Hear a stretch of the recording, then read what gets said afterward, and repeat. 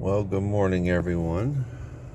It is almost 2 a.m., the start of a very long day, about a 17-hour-ish, almost 900-mile drive.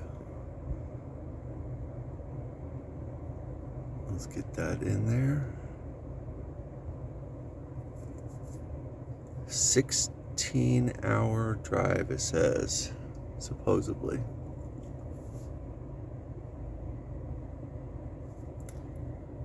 Well, let's get this day going. I did get some rest. I got about 5 hours in before I started this trip, so it's a little over 1,000 miles due north to pick up a new purchase, leading to some new adventures. Very excited. And truth be told, I love driving, and especially in the middle of the night when I can be on the road when there's not a bunch of crazy people on the road, except me, of course. We'll check in with y'all later and let you know how the trip's going. So a little bit more information about this trip I'm on. I've been looking for a camper for probably 6-ish months now, and I've gone to a couple RV shows and went to several RV lots and just couldn't find the right camper. So a couple weeks ago I took my oldest daughter Rachel and my grandkids with me, and we stopped by a camper place to look at one I had been looking at, and we actually ended up looking at a couple. And Rachel had mentioned to the salesman, she's like, it's too bad that this 17-footer and this 20-footer didn't have a baby and make a better one.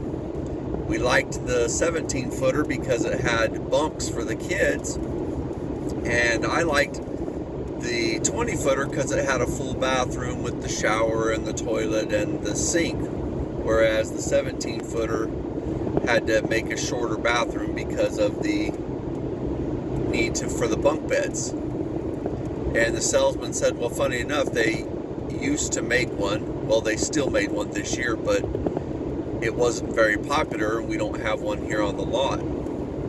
It's called a Forest River Flagstaff GeoPro 19 DBH.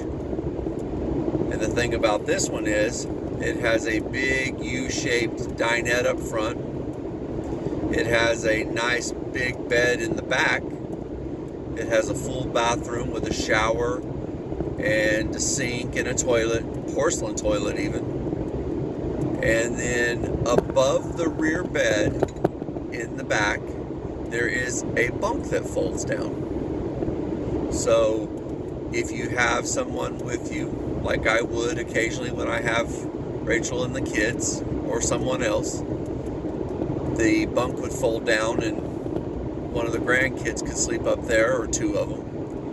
And then when I don't have them with me, I could fold it up and it would just be out of the way. So lo and behold, I start looking online, and I'm looking and looking. I find a few used ones, and then I come across at Camping World in Richmond, Indiana, a brand new, still sitting on the lot, 2026 Flagstaff GeoPro 19 DBH. Long story short, or short story long, whichever, I sent a offer in the middle of the night one night, and after a little negotiating back and forth, they basically accepted my offer. So hence why I'm on a 17-hour, 1,000-mile trip up to pick it up tomorrow. Okay, just a little update on the trip. I am making this long trip because I nickel and dime this deal to death to get the very lowest possible price, and I did not want to pay $2,500 shipping to get the camper sent all the way down to Florida. So instead I decided to drive up to Richmond, Indiana to pick it up myself. I'll add up the trip cost and see what it ends up costing me, but I know it's not going to be anywhere near $2,500. Just thought I would check in. Everything's going well on the trip so far. I hate it for my salesman at the original place I was looking at, but a man's got to do what a man's got to do when he finds the camper that he likes and the deal that he likes. I did end up spending 4 extra days working out financing because, of course, they want to stick you with a higher interest rate and a longer terms, and I wasn't going for that. So I found my own financing. Took a lot of legwork. So I spent 3 or 4 extra days tracking down my own financing so that I could save myself a couple percent on the interest, which in turn, as many of you know, well, all of you probably know, that saving yourself a couple percent's interest over a term of a note will save you several $1,000s. So in the end, it was all going to be worth it. A little frustrating, a little aggravating, and all the legwork and all that kind of stuff. And I guess that's what these dealerships count on. They count on that you don't want to do all that extra stuff yourself, that you'll just take a couple percent interest because what is it? It's only a few extra dollars on your monthly payment. Well, that adds up over time, and I'm cheap or frugal or whatever you want to say. That's all I have for right now. We'll check back in with you guys a little later as we go. The other interesting tidbit to this story is I've bought this thing already sight unseen. Meaning, yes, I have seen pictures of it, and I've seen a generic video from the manufacturer, but I have never laid hands on this, and I have never physically walked through it.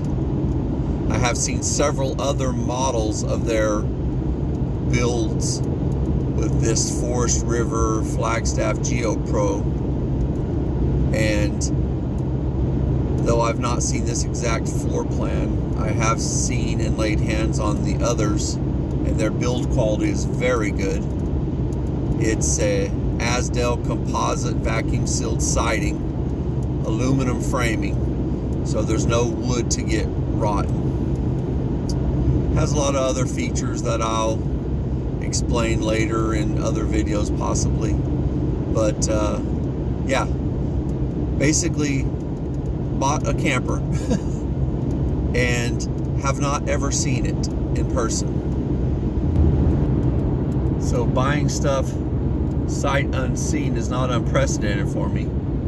Back in about I think it was 2005, 2006 time frame, the girls were much younger, I found a 24-foot pontoon boat on Craigslist. This is before Facebook and all that stuff. And I was very interested. There was only 3 pictures though, and it was up in South Carolina, which was like a 10-hour run each way for me. Ended up going up there, loading up, heading up to South Carolina, found the place, found the guy, found the boat. It was in really, really good condition. I was very impressed. Bought that thing, and we used it for 4 or 5 years. Had a great time on it. It was a great boat before we ended up selling it. So I'm praying that this one works out as well. It should. I mean, this is it's brand new from a reputable dealer, and the manufacturer is very reputable. The quality is very good in their other builds that I've seen. So I'm sure I'll have years of fun with this thing too.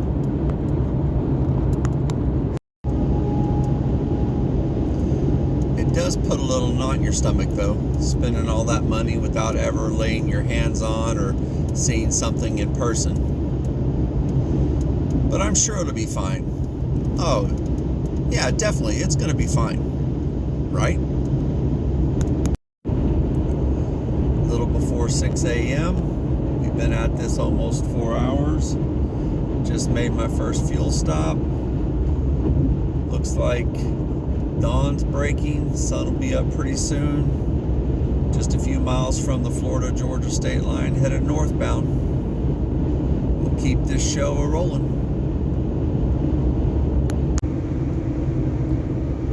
Well, there you have it. Welcome to Georgia. Just as the sun is starting to make its presence known. I don't know of any state in the country that has as many highway patrol out on the roads as Georgia. The Interstate 75, as you run through Georgia, is just loaded with them.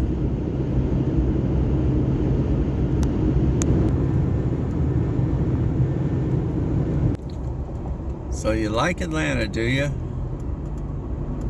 Well, here's the traffic at 9:30 in the morning. But to be honest, it's never good. Doesn't matter what time of day or night I've come through here, it's been not good traffic anytime. Alright, just a quick update for everybody. Just got through the north side of Atlanta finally. Actually, the traffic wasn't as horrible as it usually is. Next up, Chattanooga. I'm about halfway through this. Got 8 hours down, 8 hours to go. About 550 miles in and another 500 and something to go. We'll check back when there's something to report. Okay, this is very important. Listen to me closely. I will only and forevermore stop at Buc-ee's if I am driving a vehicle by itself. I will not be coming through here when I get my camper. These places are madhouses. I've stopped at a bunch of them.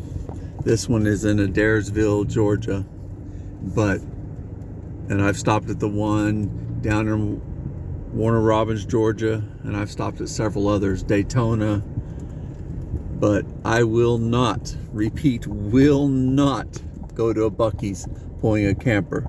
These people are absolutely crazy.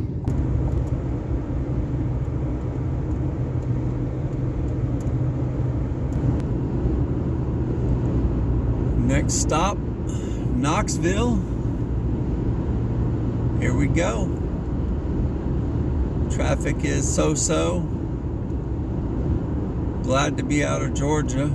Get rid of all the Georgia cops. They swarm. They must spend millions of dollars on their highway patrol, but then they probably make billions off of all the tickets they issue. All right, rolling on. Man, Tennessee is just beautiful this time of year. I love it.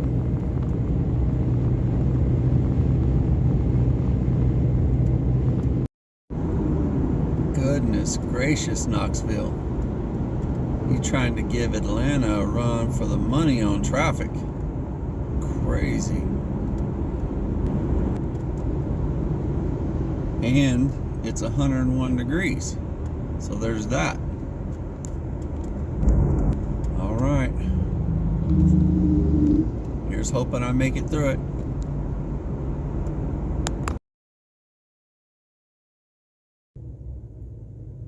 Well, I have to admit, it was as good as I remember, especially those onion rings. Onward to, I think, Lexington's next.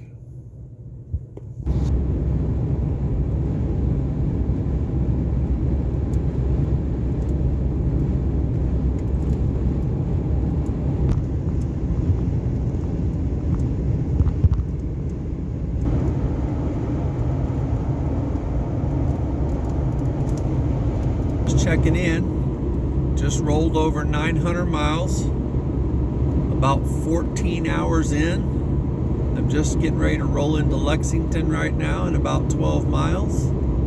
And I've got another 160 to go. Still feeling well. Still feeling good. Still got energy. Ready to go. It's always that break of dawn that's the hardest part for me when I get up and start my travels early. Once the day gets going, I'm fine. So that's the update. 14 hours in, 900 miles down, 160 to go. Lexington, Kentucky. We're rolling on. So Lexington chose violence today and decided to play along with Knoxville and Atlanta with the traffic game.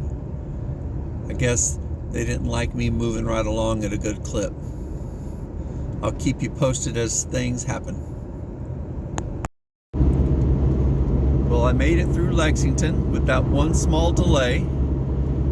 Our next big task will be to get to Cincinnati and then onward to Richmond, Indiana. That'll be the total sum of it. About 2.5 hours to go, 130 miles.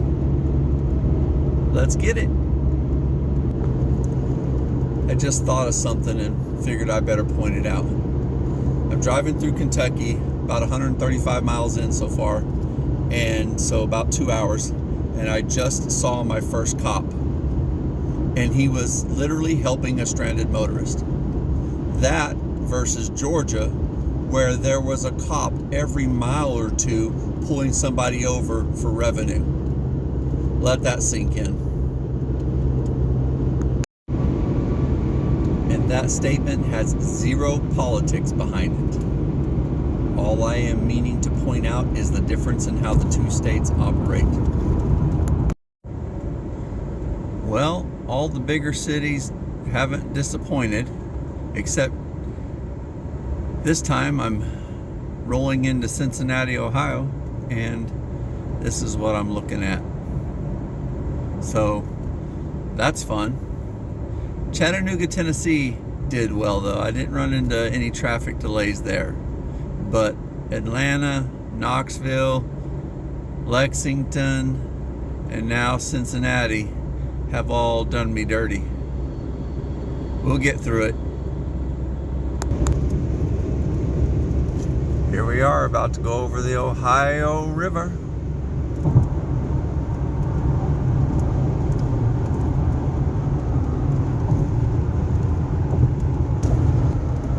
Welcome to Indiana. We'll be in Indiana for a few minutes, then we'll duck into Ohio and then back into Indiana to finish off our trip. And here we are, quickly dipping into Ohio, and then I think it won't be too long and we'll be back in Indiana. Now see, this is way more my style of driving. Little 2-lane back roads of Ohio and Indiana. Yes, please. I dig this kind of driving way more than the interstate time.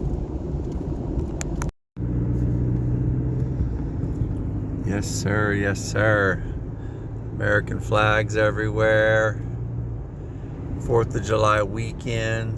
Back roads of Ohio. I ain't trying to offend the Ohio and the Indiana people, but I'm only here in the summer. I'm a fair weather friend. Y'all can have your winters and keep them.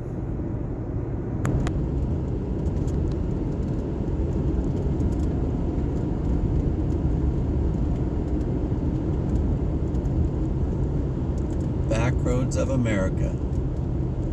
The best roller coaster there is.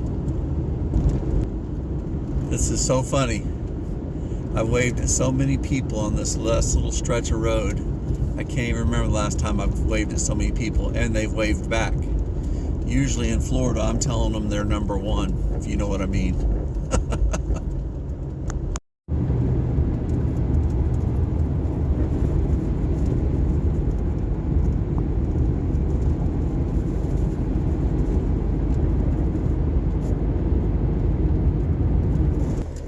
And here we are, right back into Indiana, on even smaller roads. This is so funny. Google takes you some of the most off the wall places. But they're pretty.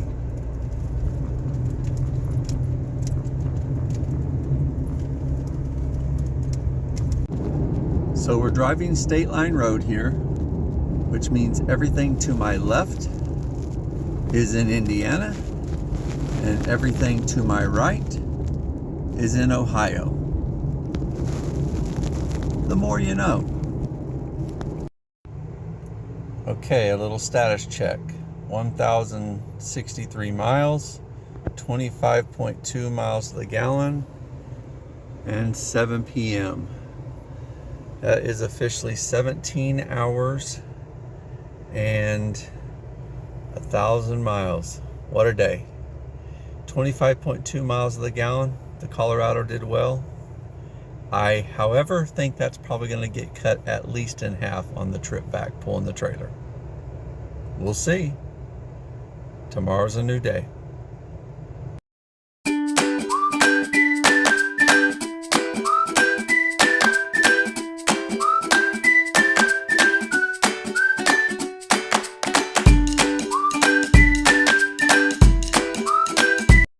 So here we go. According to this, we got 15 hours to home, but I'm very confident that's going to take longer than that.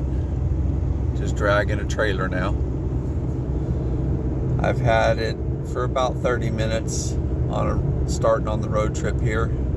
It's currently averaging 12 miles to the gallon. I figure that's probably the best I'm gonna get. Taking the back roads. The interstates aren't all they are cracked up to be. You miss so much of what is beautiful about this country by just taking the interstates all the time. I understand, and I will certainly use the interstates anytime I need to get somewhere and get somewhere quick. But the back roads are just nicer, more peaceful, not as much traffic, not as hectic. All right, I picked up the camper. It's everything I hoped it would be and more. Very satisfied. Can't wait to get many years of enjoyment out of it. Well, been sitting here at a standstill basically for 30 minutes. This is just south of Cincinnati, across the Kentucky line. 1 hour sitting here, basically not moving, maybe an inch at a time. I'll check back in when it's been 2 hours maybe. Over 2 hours now. And I'm just now getting to an exit to get off the highway. The highway interstate is completely closed. I'm trying to take some back roads now. We'll figure it out. So I'm finally moving again. No thanks to Google. I had to figure out my own way around everything. I actually had to shut Google off. It wouldn't even notice that the entire interstate was shut down. So I have been on the road for 5 hours now. It is 5 p.m. and I have gone 100 miles. Bully for me. All right, maybe I'll check back in later. Maybe I won't. Just happy to be moving again. On a side note, the Colorado has no issue pulling the trailer at all. I am feeling just a little bit of side force from the wind and the trucks and stuff, but that's to be expected pulling a big camper. Also, got to make a couple adjustments to the hitch to fix that up just a little bit, but it is doing well. I'm also on the interstate for a little while now, trying make up a little bit of time, but I am limiting my speed to 63 to 65 on the interstate. I just want to get my feet under me a little bit and get the feel for pulling a camper again. It's been many years since I had a camper, so I figure I better just take it easy and get a feel for it. I will also say there is something liberating about being on the interstate and being in the slow lane and going 63 to 65 and not having to worry about telling everybody they're number one because they're in my way and I can't get past them. Now everybody's telling me I'm number one. It's awesome.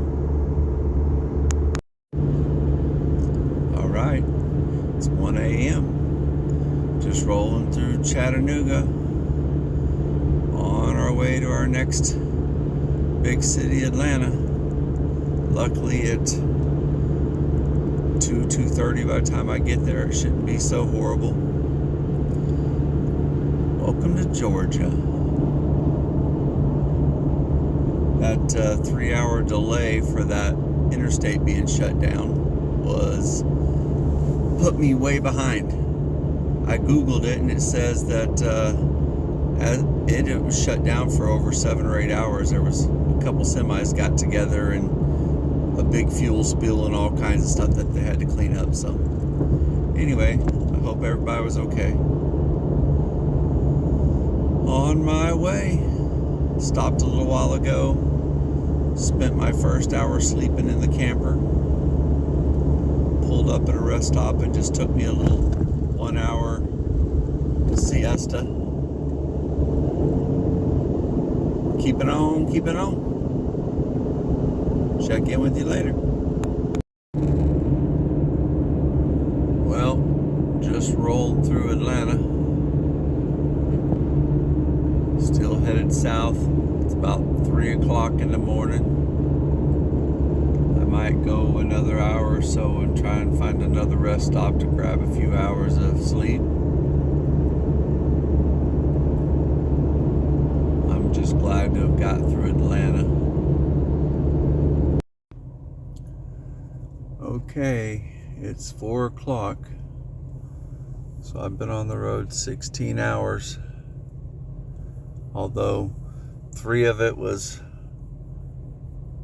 in a traffic standstill, and then I took a 1 hour nap about 4 hours ago. But I think I'm gonna have to call it a night here at the rest stop, and we'll pick it up after I get an hour or 2 of sleep, get myself 40 winks or so. We'll check back in with you and finish this trip in a few hours. 6 hours from home, 433 miles from home, and 639 miles down. Nothing left now to do but to do it. Here we go. I did forget to mention earlier that so far in this 640 mile trip, I'm averaging 11.4 miles to the gallon with the GeoPro on the back. That's less than half of what I was getting when it was just the Colorado. Oh well. So I've got just under 6 hours to go, 430 miles left on this trip. I've got 642 miles in and 11.4 miles to the gallon so far pulling the GeoPro. I just left Warner Robins after getting another fuel up. All right, here we go. Welcome to Florida, the last leg of our journey. Got about 4 hours to go or so, and then we'll be back at the house. Not much new has happened, just putting down the miles. Last little stretch of road. I'll be home in like 5 minutes. Long journey. It's going to end up being 2,150 miles. And I did 17 hours Thursday, 16 hours yesterday, and then, let's see, 9 more today. So 25 today. So a total of 42 hours of driving time. Crazy. But it was worth it. Let's go again. Mission accomplished.